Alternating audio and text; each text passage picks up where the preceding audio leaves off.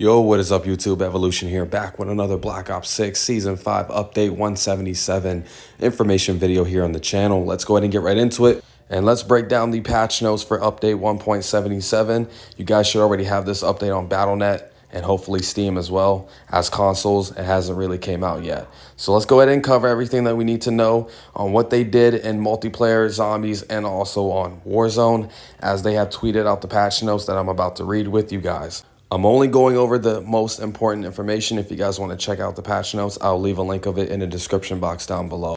For weapon level, max level display, your current weapon level and the weapon's max weapon level will now both be displayed in many locations where previously only your current weapon level was displayed.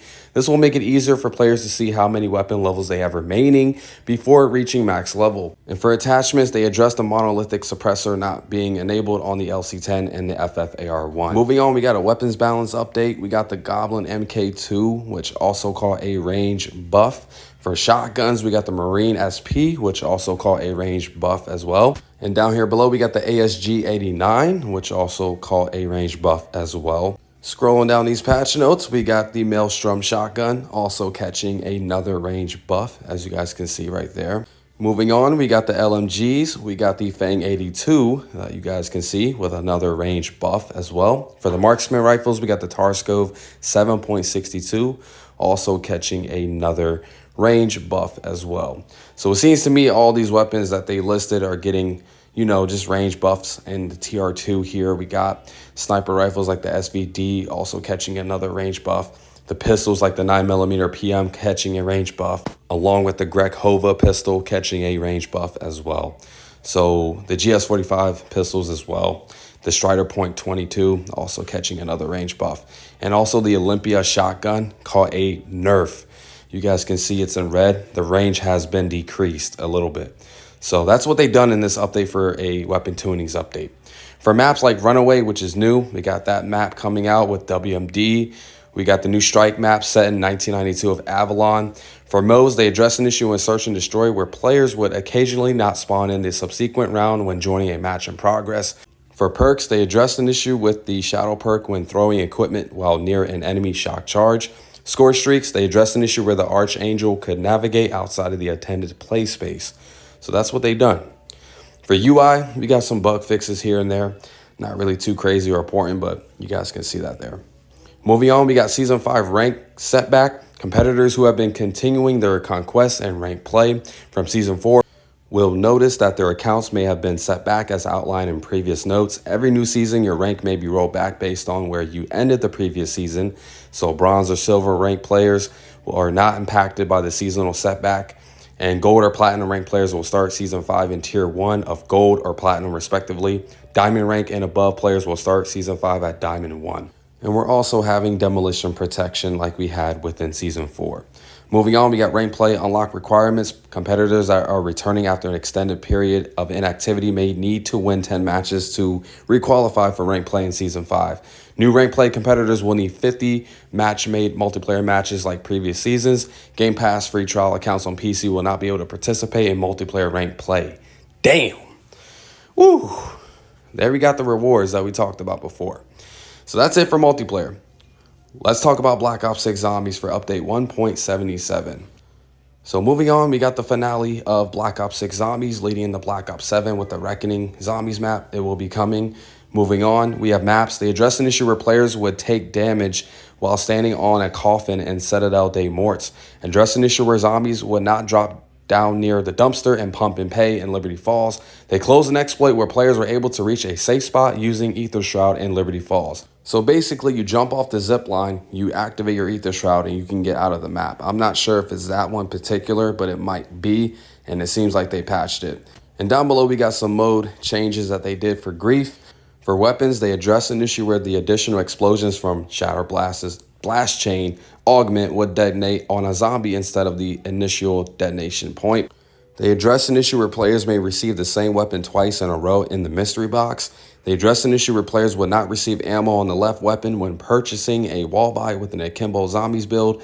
Addressed an issue where Shadow Rift may warp zombies outside of the church during the lockdown event in Liberty Falls. And we also have some perk changes that they've done as well.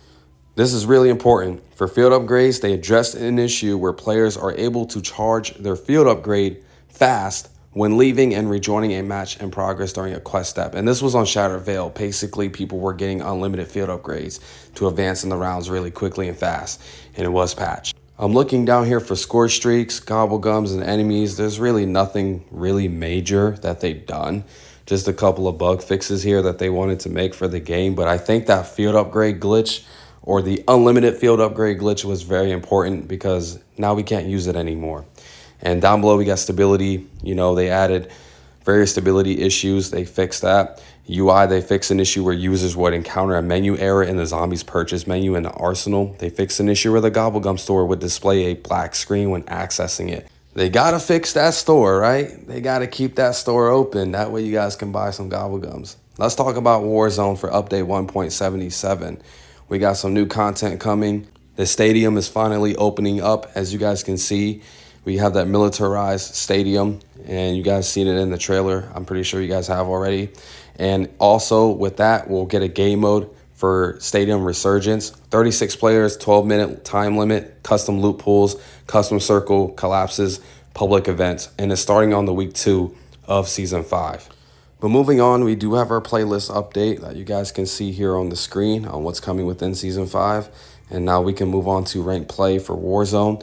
For adjustments for Resurgence SR, the SR cap for eliminations increased to 150, up from 100. Placement SR for first place reduced to 125, down from 150. Placement SR for second and third place increased to 100, up from 75. Restrictions, the 9mm Damien PM Skull Splitter barrel is now restricted. And then we also have our Resurgence Elimination Challenge rewards that you guys can see here. You're going to be able to earn all of these here within Season 5 when this does go live in 2 days from now. Moving on, let's talk about loot and economy. Ground loot. The new Season 5 PML 5.56 LMG has been added to the ground loot and supply boxes, and we have lootable perks that you guys can see that are here on the bottom. We already know what they are. Moving on. We got buy station updates. The buy station spawn locations have been re-randomized across the map to create more dynamic combat scenarios and rotation opportunities. The stadium buy station will now appear once the roof has been breached. Starting in week 2 of Season 5, this buy station will be available at the start of the match. And these are the locations on Verdansk. So they're adding a lot more. This is how it should have been from the get-go. So we got the new contract, Satellite Hijack. It just basically explains how it works.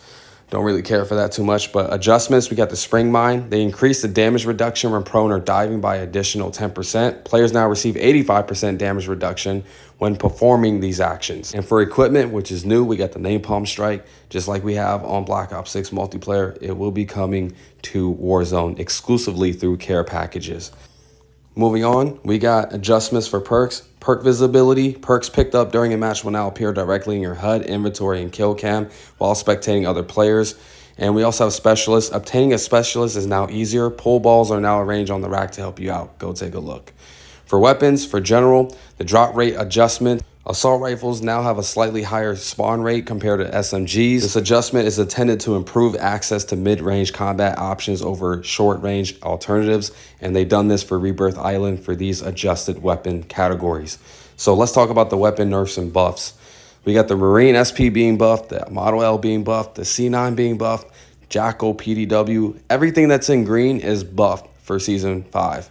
So we got the LC-10 being nerfed, the SWAT 5.56 being nerfed, and also the HDR, which I already knew that was going to happen. So they finally nerfed all these 3 weapons here. For adjustments for UI and UX, we talked about this for Black Ops 6 multiplayer with the weapon level display improvements, and we have friendly field upgrade indicator. The deployable cover, trophy system, and recon drone will now display a blue indicator when deployed by a friendly player, aligning with the existing visuals for friendly lethal and tactical equipment. We got bug fixes, not really too much here that I don't see that's really crazy. But we also have some gameplay and equipment, bug fixes, and also for ranked play as well that you guys can see here. And we got some UI and UX fixes as well. So that's what they've done for Season 5 for all of these game modes. So if you enjoyed the video, make sure to leave a thumbs up, comment down below, and I'll catch you guys on the next video, man. Thank you for watching. Peace out.